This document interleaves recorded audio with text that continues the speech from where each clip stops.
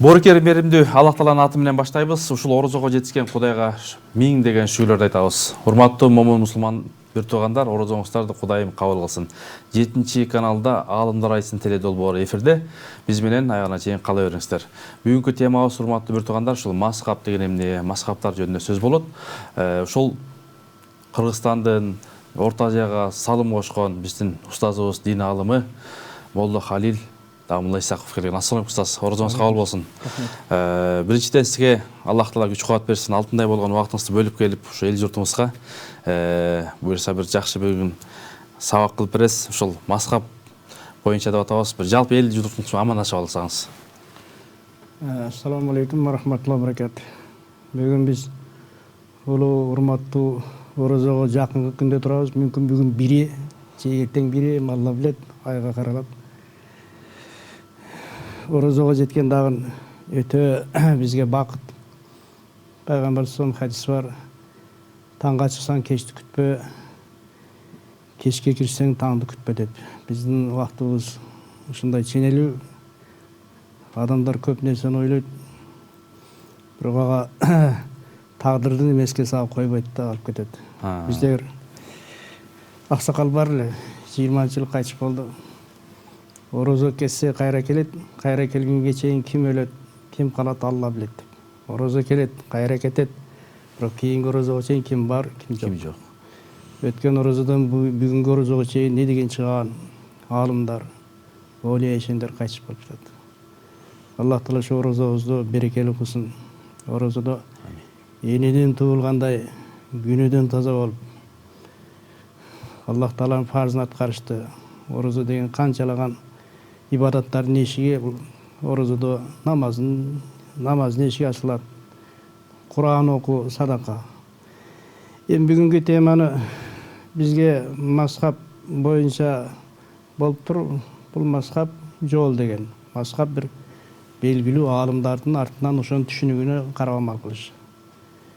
Бизге чейин аалам таналган, ислам аалам таналган 4 мазхаб бар. Акыйда боюнча 2 мазхаб бар. 4 мазхаб: Абу Ханифа рахмахулла, имам Малик, имам Шафи, имам Ахмад. Акыйда Матуриди, Ашари. Эми 4 мазхабтан сырттагы мазхаб кармагандар ал мазхабтын ичинде эмес, агым деп айтылат. Кимде-ким Ахлу Сүннет вал Жамааттын десе 4 мазхабтын биринде болот, 2 акыйданын биринде болот. Аны дүйнөлүк ислам аалымдары таналып келген. Абу Ханифадан бери, Абу Ханифа рахмахулла табииндерден болгон, билесиздер. Мазхаб кармап бүгүндө эмне? Бүгүнкү күндө мазхаб кармоо важип. Мазхаб кармоодон максат адашуудан сактануу. Накты деген тафсирдин эме усулу тафсир бар. Ошондо айтат, Курандын түшүнүгүнү, Курандын тафсирден 4 деңгээлде түшүнөт. Биринчи, карапайым адамдар түшүнө турган аяттар бар. Карапайым адамдар түшүнөт. Окуса эле кыргызча эмесе түшүнөт. Мисалы астагфирулла, акимус салаватты, закат десе намаз окуу, закат бер түшүнө берет да. Ооба. Экинчиси, карапайым адамга түшүнүк берилген эмес, аалымдын түшүнүгү менен түшүнүк ала турган аяттар бар. Аны карапайым киши кыргызчасын 10 эмес 100 жолу окуса да түшүнүк эмес жок. Аалымдардын түшүнүгү менен. Деңгээлге жараша. Деңгээлги. Үчүнчү, аалымдарга да түшүнүк берилген эмес, пайгамбар саллаллаху алейхи вассалам түшүнүгү менен. Пайгамбар саллаллаху алейхи вассалам кандай түшүндүргөн болсо, ошонун негизинде. Төртүнчүсү, пайгамбар саллаллаху алейхи вассаламга түшүнүк берилген, бирок айтыш. Мисалы, алиф лам мим дегенде ошону муфассирлер ар кандай чечмейт, бирок мунун эмеси Аллах Таалага, пайгамбар саллаллаху алейхи вассаламга берилген, кыяматта гана. Эми ошол Куранды түшүнүү деңгээли 4 даража болсо, өмүрүндө эч кандай сабаты болбосо, Куранды кыргызча которуп койсо, ошон менен эле элге фатва берген бул чоң адашуу да. Же хадис. Бул хадис Куран менен чектелип калуу.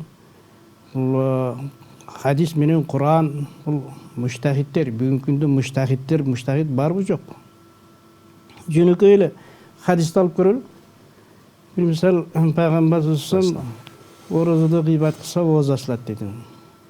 Анда бүгүнкү күндө карапайым кишилер көп гыйбат кылбаган, ооба, азыр санда да. Ана алымдар мисалы орозонун күндө гыйбат кылса соодон куркалат деп эме кылган. Соонон куркалат, ооз ачылбайт. Ушул сыяктуу эле биздин бүгүнкү күндө канчалаган намазда, ибадатта, мамиледе көйгөйлүү маселелер ушу мазхабты кармабагандан, анан дүйнөдөгү эл арасында фитна дагы мазхабты кармабагандан. Мазхаб. Бул мазхаб эмне? Мазхаб аят менен хадисте эленген маселе. Фик деп коет, ошол элеп чыгарган бизге чейин пайгамбар саллаллаху кийинги сахабалардын доорундан кийин элеп ошо электен өткөндү алсак, эч убакта биз адашпайбыз, элге фитна салбайбыз. Пайгамбар саллаллаху алейхи вассалам ал фитнатун найматун ланатуллах мен айказаха. Фитна муктап жатат. Аны ойготкон кишиге каргыш болсун деген. Байкап көрсөңөр 70 совет немесинде болсо эч кандай элде диний эме болгон эмес, бири-бириге каршылык болгон эмес. Качан биз эркиндик алгандан кийин ар кандай сырттан ар кандай агымдар келди. Анан бизде бүлүк болуп, ошол мезгилде Орто Азиянын калкы бир эле түрдө ибадат кылса, бир эле түрдө мамилеси болсо, бүгүн Кыргызстан ичинде бир айылда керек болсо бир канча пикир келишпестик бар. Ушунун баары эмнеден келип чыгат? Мазхаб кармабагандан келип чыгат. Экинчи дүйнөдөгү ошо көйгөйлүү маселелер мисал Тажикстанда болду. Тажикстанда 89-90 жылдары согуштар менен канчалаган адамдын эмеси кетти. Эмнеден болду? Ошо аалымдардан, мазхаб кармабагандан, ошо негизи мазхабтан чыгып эки арам болду дагы, элди бөлдү, мамлекетке каршы чыкты. Канча адамдын каны төгүлдү. Андан кийин Өзбекстандагы эме, Каримовдун убагындагы, Намангандагы. Бул дагы эмне? Бул дагы ошо мазхаб кармабагандан, элди күпүргө чыгаргандан, бүгүнкү күндө ошол биздин көп бир түшүнүгү жоктор сыйлоо менен сыйынууну айырмалабагандай, сыйлоо башка, сыйынуу башка. Сыйынабыз Аллах Таалага, сыйлайбыз ата-энени, ата-эне тирүү болсо да, кайтыш болсо сыйлайбыз. Мисалы мүрзөгө зияратка барса, сыйынып барбайт да, ата-энесинин рухуну сыйлап барат да. Же ата-энеси сырттан келсе, урматтап, сыйлап турат да, же сыйынып турабы. Же кыргыздын салтында келиндер мындай эме кайнатасы эмелерге жүгүнүп койгон, аны сыйынган жок. Ал сыйлап ошол нерсе бар. Сыйлоо. Ушуну ажырата албастан бүгүнкү ошо мазхаб кармабагандан адамдарды күпүргө көп чыгарат да, ширк. Сен мүрзөгө барсаң ширк, же маулут окуп ордунан туруп койсоң ширк, же болбосо келиндерин мыкса ширк. Адамды бат эле күпүргө алып барыш мазхабтан чыккандыктан. Ошого биз өзүбүз абайлашыбыз керек да, ар бир сөздү талдап, тандап, буга чейин биздин эмелер ата-бабалар кандай эме болгон ошонун негизинде. Мен ошого анда бир мазхаб боюнча жазган эмелерим бар. Мазхаб кармоодон максат адашуудан сактануу. Мазхаб кармоо важип. Бүгүнкү күндө көптөгөн адамдар шариятка каршы чыгат. Кай бириси мазхабты тыйып, ар бир адам өз алдынча иштихат кылыш керек десе, экинчилери сахих хадисти гана алыш керек дейт. Алар ар бир адам мазхабтардын далилин, негизин чечмелей алат деп ойлошот да, ар бир адам. Ар бир адам чечмелей албайт. Ооба. Бүгүнгү карап көрсөңүз, мазхаб кармабайбыз дегендер өз мазхаб кармайт. Мазхаб кармабайбыз деген адамдардын да мазхаб өзүнүн бирөөдүн артынан таклити бар. Бирөөдүн артынан эч амал кылганы бар. Эгер мазхаб кармабайбы, анда өзү мына азыр китепте жазылганда өзү Курандан, өзү хадистен же маанилүү багыш керек. Ага жетишпейт эч. Бул мүмкүн эмес мындай нерсе. Дагы башкалары мазхабты ээрчүү керек, бирок фанат болбоо керек дешет. Мазхабты кармаш керек, фанат. Алардын оюнча фанатизм деген бир адам, мисалы Ханафи мазхабын ээрчип, ошо сахих хадисти кабыл кылбаган адамды фанат деп айтат булар. Канчалаган сахих хадистер бар. Бирок аларды эле колдонууга биздин аалымдар кээ бирини колдонгон эмес. Мазхабты ээрчигендер биз муштахидке таклид кылуубуз зарыл десе, мазхабсыздар болсо, бул имамдардын айткан сөзү менин мазхабым, бул имамдардын айткан сөзү менин мазхабым сахих хадис деген сөздү айтышат. Мына ушул сыяктуу шектүү сөздөргө көптөгөн мусулмандар жолугат. Иншалла бул боюнча биз өзүбүздүн ата-бабаларыбыздан, салафис салихиндерден таклид жана имамды ээрчүү жөнүндөгү пикирин айтып, бир имамга ээрчибей мазхаб кармабаган бидачыларга далилдерди алып келебиз. Мазхаб же хадис. Кандай далилдер дамыл ушун? Азыр фик маселелери боюнча фатва чыгаруу үчүн хадистерди эле билүү жетиштүү деген кээ бир адамдардын ою бүгүнкү күндө көптөгөн адамдарды мазхабтан тыюунун негизги себеби. Мына фик маселелери боюнча фатва чыгаруу үчүн хадистерди эле билүү жетиштүү деген кээ бир адамдардын ою бүгүнкү күндө адамдарды мазхабтан тыюунун негизги себеби. Алар айтышат, эң негизи хадис сахих же сахих эместигин билүү. Ошондуктан мухаддисти факихтен бийик кое баштады. Мухаддистен факихте. Эч убакта мухаддис факихтен жогору турбайт. Факих факих деген ошо хадисти терең түшүнүп, анан фикти чыгарган, электен өткөргөн киши.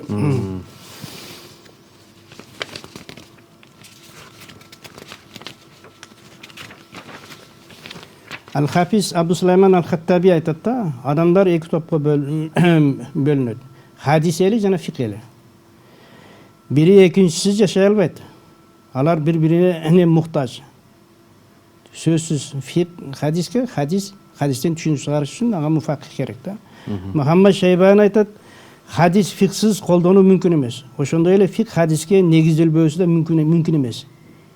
Белгилүү табиин Ибрахим ан-Наки айтты, риваятка негизделбеген фик мүмкүн эмес. Риваят фиксиз мүмкүн эмес. Бул алтын сөздөр фик жана хадис бири-бирине муктаж экендигин түшүндүрөт. Хадис бул фик үчүн негиз. Себеби хадис фатва чыгаруу үчүн зарыл болгон булактардын бири. Кандай эле Куран, ижма, кыяс сыяктуу бир хадисти колдонуу жана ага амал кылуу үчүн бизге бул хадис жөнүндө факихтин хадисти кандай колдонуп, кандай түшүнүү керек экенин туурасында чечими керек. Бир хадисти сиз билсеңиз, ошону өзүңүз ойлогондой, өзүңүз түшүнгөндөй эле амал кылбастан, ал хадисти факих, баягы хадисте маана алгуучу алым кандай неме берген, кандай маалымат берген, ошонун негизинде. Ошондуктан хадисти билүү, аны колдонуу үчүн жетиштүү деген фикир ката. Хадисти билүү, аны амал кылууга жетиштүү деген пикир бул ката. Жана салафи сарихтердин оюна каршы келет. Мурдагылардын оюна бул каршы. Ошол себептен бир адам мухаддис болсо, а дегенде ал факих экендигин билдирбейт. Мухаддис киши эле факих боло албайт. Эгерде ошондой болгондо Абу Сулайман Ал-Хаттаби бул эки топ бири-бирине муктаж деп айтпайт эле. Жыйынтыкта хадис бул чечим, фатва чыгаруу үчүн негиз. Ал эми ар бир хадисти кантип түшүнүп колдонуу жолун биз факих имамдардан сурашыбыз керек.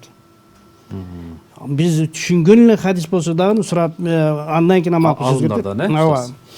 Имам Ахмад айтты, кайсы бир адам динде таклид жок десе, анда ал Аллахка жана Аллахтын элчисине фасык. Таклид деген ошо алымдын сөзү менен амал кылбаса, ал динде Аллах Таала Аллахтын элчисине каршы чыкты дейт. Жогорку эле сөз да, ал өзү түздөн-түз деңгээлге жеткен эмес.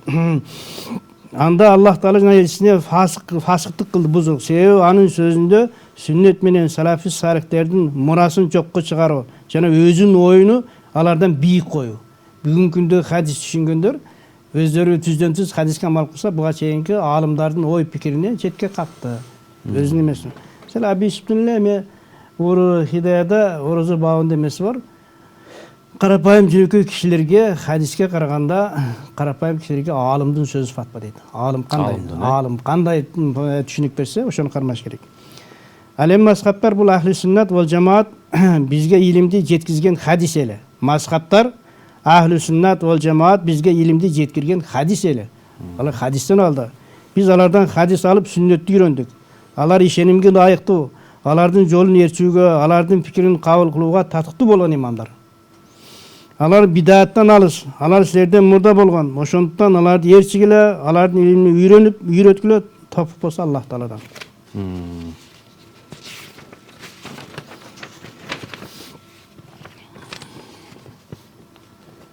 Улуу имам таклиттен баш тартуу жана ар бир адам өз алдынча хадис жана сүннөттү чечмелөө кадыр деген ойлор туура эмес дейт.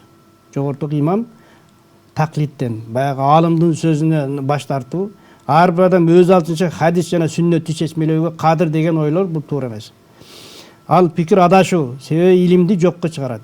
Имам Ахмад дагы айтканда, эгер бир адамдын алдында пайгамбар саллаллаху алейхи вассаламдын табийиндердин сөздөрү камтыган китептер бар болсо дагы ал адам каалаган жана тандаган сөздөрдү ээрчүүгө уруксат жок. Канчалаган хадис турса дагы өзү каалап кайсы бир хадиске амал кылууга уруксат берилбейт ага. Ал сөзсүз бул хадисти илимдүүлөрдөн суроосу зарыл. Ал хадиске амал кылса болобу, болбойбу? Андан кийин гана анын таклиди дурус болот. Ибн Ражаб Хамбали айтат, эгер салаф аалымдар бир хадиске амал кылып колдонуу болбойт деп бир пикирге келишсе, хадис канчалык дурус болсо да анда ага амал кылууга болбойт. Сахih хадис болсо да. Дурус болсо да. Ооба. Себеби алардын болбойт деп өкүм чыгаруусунун себеби бар. Ал Умар ибн Абдул-Азиз айтат, силерден мурдагылардын пикирине шайкеш болгонун гана алгыла, анткени алар силерден көбүрөөк билет. Ошондой эле Ибн Ражаб деген аалым айтат да, биздин заманда Шафи, Ахмад, Исхак жана башка салаф имамдардын пикир сөздөрү белгиленген, жана адамдар алардан кийинкилердин ой пикиринен алыс болуусун зарыл деген. Бул качан имам Шафи пайгамбар сомдун Ахмад пайгамбар сом дооруна эле жакын адамдар да. Ошол доорду айтып жатат. Шулардын пикирин алгыла, мындан кийинкилердин хадис аят боюнча пикирин албагыла деп жатат.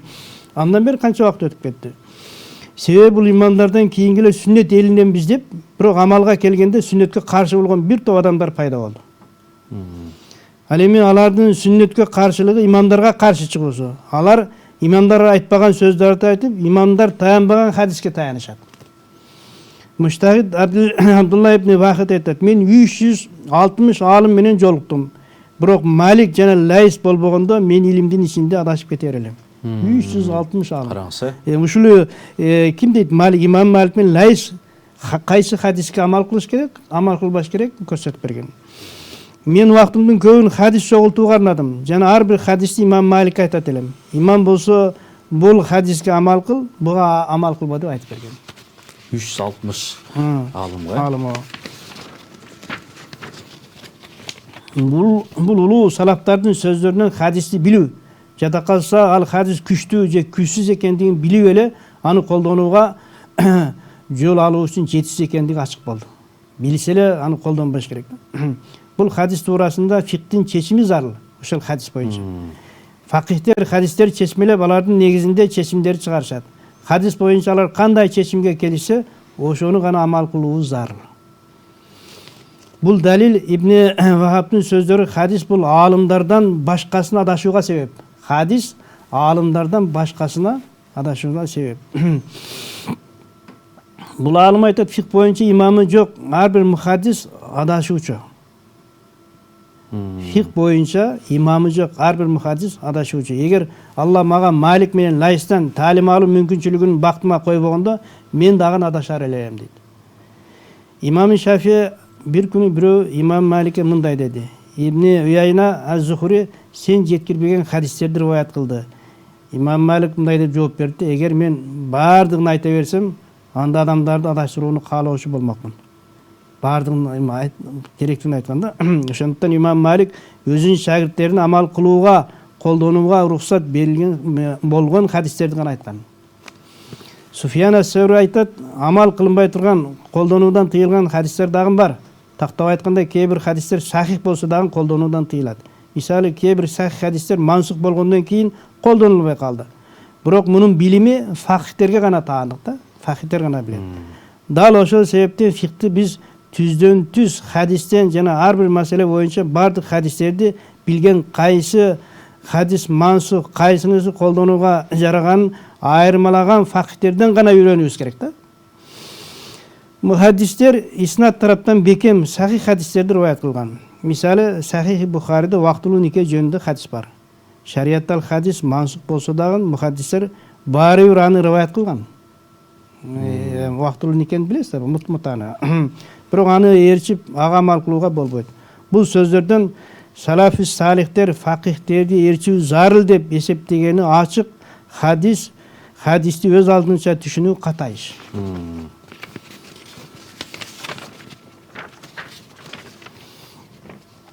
Эгер ал доордогу улуу мухаддистер хадистерди тек гана факихтердин жардамы менен түшүнгөн болсо, анда кантип бүгүнкү адамдар жата калса араб грамматикасын жакшы билбегендер ал ишти кантип аткарат? Ошол доордогу немелер, мухаддистер факихтен ошону ою менен эме кылса, андан бери канча доор өтүп кетти. Ушул негизги маселе азыр, Ушул да. Мазхаб тутпагандар менин мазхабым сахих хадис дешет. Демек алардын сөзүн алсак, шарият илиминин негиздерин билбеген ар бир адам дагы хадис китептеринен каалаганын ачып, каалаган сахih хадисти колдонсо болот деген ойго барат.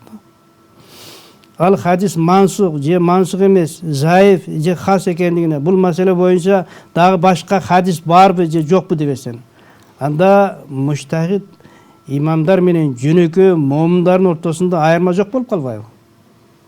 Азыр жок деп жатат. Жөнөкөй момун менен муштахиддин ортосунда айырма жок болуп калбайбы? Жана эмне себептен деңизде илими бар болгон улуу бул 4 мазхабтын биринен чыккан эмес, улуу аалымдар, канчалык аалымдар өздөрүнүн илими канчалык терең болсун. Терең болсо дагы мазхабтан чыккан эмес. Бир мисалы имам Тахави, имам Кудури, имам Саракси, имам Газали, имам Нахави сыяктуу аалымдар. Имам Навави бир адам өзүнүн мазхабына каршы келген хадисти өз алдынча ээрчүүсү үчүн 2 шарт бар дейт. Ал адам мазхабынын муштахиди болуш керек. Иштихад деңгээлине жетпеген адам кайсы бир чечимдерди өз алдынча хадистерге таянып чыгарса, анын ар бир чечими ката, өзү болсо колунан келбеген нерсемен алектенүү үчүн күнөөкөр болот. Ал эми муштахид туура тапса 2 сооп, ката тапса 1 сооп деген ал хадис ал адамга эч бир тиешеси жок. Ушул үчүн урматтуу туугандар, вакыт болуп калды. Аллах Таала бизге тофук берсин.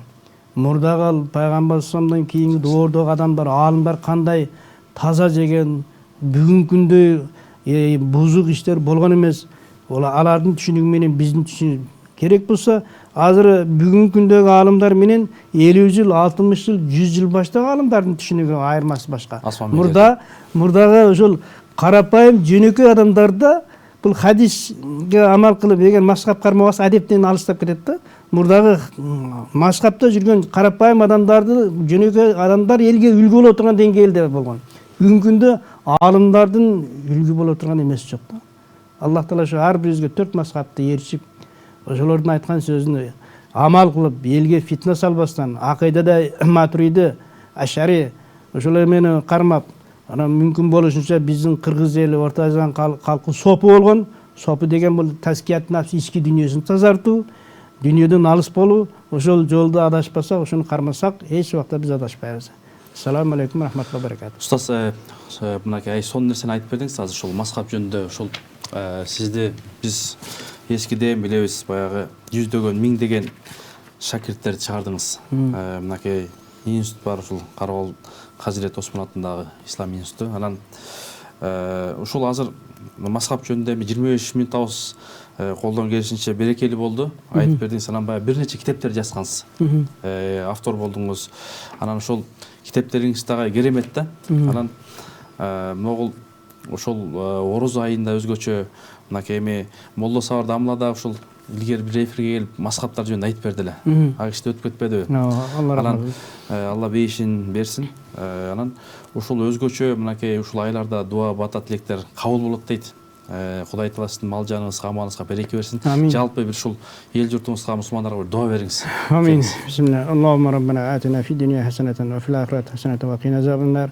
Аллах Таала элибизге тынчтык берсин, береке берсин. Ар бир момун мусулманды Аллах Таала кулум десин. Рамазан айында жана башта айтып кеткендей, энеден туулгандай күнөөдөн таза болушту Аллах Таала бизге насип кылсын. Ар бирибиздин кекиттегибизди таза, адалдан жеп, Алла үчүн чын жүрөктөн ибадат кылышты Аллах насип кылсын. Элибизде бөөдө кырсык болбосун. Элибиз башта мурда ата-бабалар кандай динге сугарылган болсо, ошол жолдон чыкпасын. Аллахумма ла тузигh qulubana ba'da idh hadaytana wa hab lana min ladunka rahma innaka antal wahhab bi rahmatika ya arhamar rahim. Алла разы болсун устаз. Урматтуу телегөрүүчүлөр, урматтуу бир туугандар, орозоңуздарды Кудайым кабыл кылсын. Ошол бүгүн мазхаб деген эмне деген темада дин аалымы устазыбыз Молла Халил Дамла келип жооп берди. Кудай Таала баардык орозоңуздарды кабыл кылып, кийинки эфирден амандашканга чейин Аллахтын саламы, тынчтыгы, берекеси сиздер менен болсун.